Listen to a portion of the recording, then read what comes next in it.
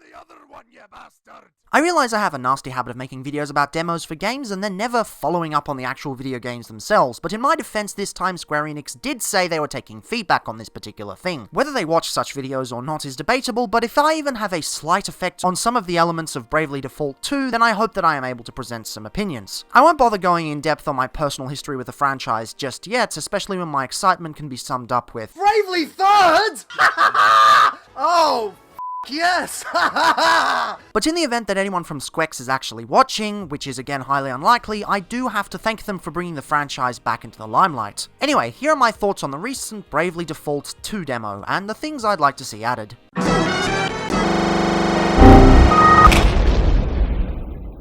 You are now entering Diagnosis. Insanity.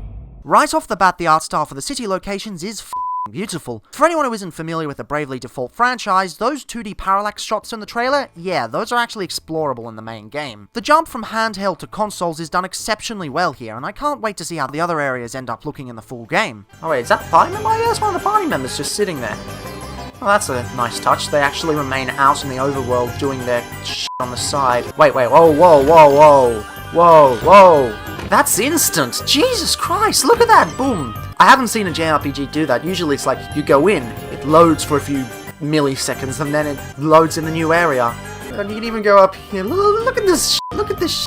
That said, under personal preference, I can't help but feel the Desert Clock area from the first game was more engaging. That's not knocking this area. The switch to sort of 2.5D is done utterly amazingly. It's a perfect evolution of the art and map style, but I'm expecting the other areas in the game to be far more engaging. Couple of things I hope they improve though. Firstly, please ditch the side quests only come at night thing. I'm not sure if it was as prevalent in Bravely Second as it was in the original, since I never played it much, but in the first game it was a rather annoying arbitrary roadblock, and I can't help but feel it's unnecessary, especially on portable consoles which rely on quick pick-up and play sessions. I realize it's a huge thing to change if they're planning on bringing it back, but a man can hope. Something that can actively be changed though is the map layout itself, or rather the way in which you traverse it. Looking back over the footage, it's actually a little bit annoying to discern where the shop and inn locations are. Eventually you figure it out and commit it to memory, but I feel that keeping it a little more obvious would benefit the game overall. In fact, if anything, the first two games managed this much better. It's nothing extremely pressing, but it would be a nice feature to have. But putting those minor nitpicks aside, the town presentation itself is absolutely incredible. And it's clear that the final game will give you a lot to do. All I can really ask for is to fill this to the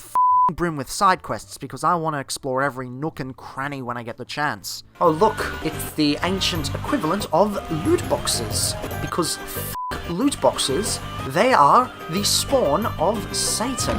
Anyway, moving on to the world map. Again, the transition from handheld to full console has been done very well. It still maintains the small diorama style, an effect which they probably honed with their work on Octopath Traveler. But it doesn't feel bland or underdone, unlike a certain other franchise that also recently made the jump to home consoles. Yeah, attack me all you like, but Pokemon's still up. Now obviously in this demo there's no full world map, probably to avoid spoilers and the like, so I don't even think there's any need for the benefit of the doubt. It's highly likely there will be a full map in the game. I for one cannot wait for such a thing, as the small section we have now already has offered a lot of variety. Couple of things that could use a bit of an improvement though. First off, the camera. I feel there should be just a little bit more control over it so that you can easily get a better look in certain directions. Now I understand why they want to keep the diorama aesthetic going, so there's a careful balance to consider. That said, it does have a tendency to get stuck behind some of the geometry, and especially when completing the wolf side quest in this demo, it was a pain in the ass. I just want to see where I'm going, so if Squex fixes anything, please either remove these overhangs a bit or give them a transparency attribute. That or unlock the camera for a bit. Any one of these could easily fix this issue. Moving on to the combat. The combat. It's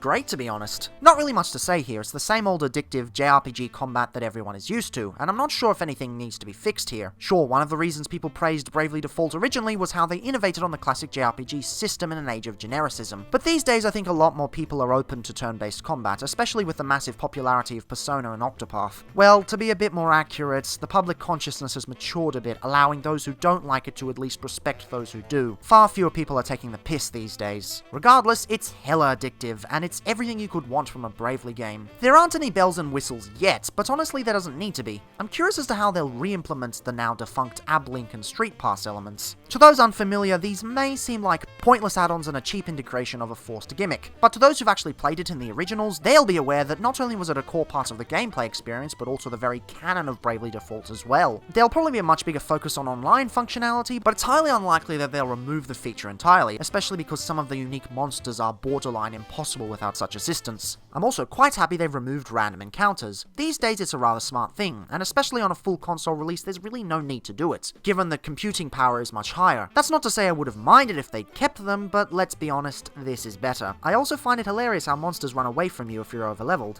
It's adorable, just look at it! That said, there really needs to be a limit on how far these bastards chase after you. In other games with a similar system, monsters will often return to their starting area after getting out of range. That just doesn't happen here, they'll just keep running endlessly, and it's quite annoying when you just want to get somewhere without grinding or using a bajillion ethers. Okay, let's get out of here. Let's get out of here.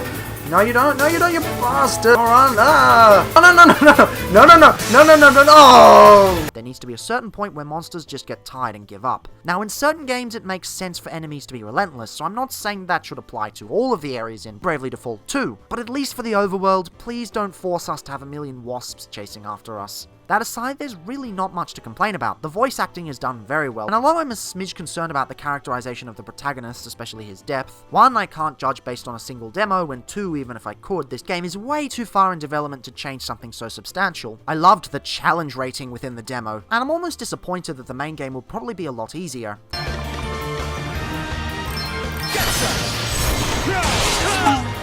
Whoa! What the f***? How the f*** did... Oh god! But there's bound to be a shit ton of optional challenges to attempt, so I'm sure I'll be more than covered. Overall, if they fixed the enemy chase mechanic, changed the geometry not to block out the camera, and fixed some of the navigation elements in the towns, I'd be perfectly satisfied. Whether they actually fix these things or not is up in the air, and it's probably not dependent on a sub 1,000 subscriber YouTube channel, but regardless, I'm incredibly excited for the final product. Also, if that f***ing bastard Irie makes a comeback, I'ma flip a table, f*** that piece of shit!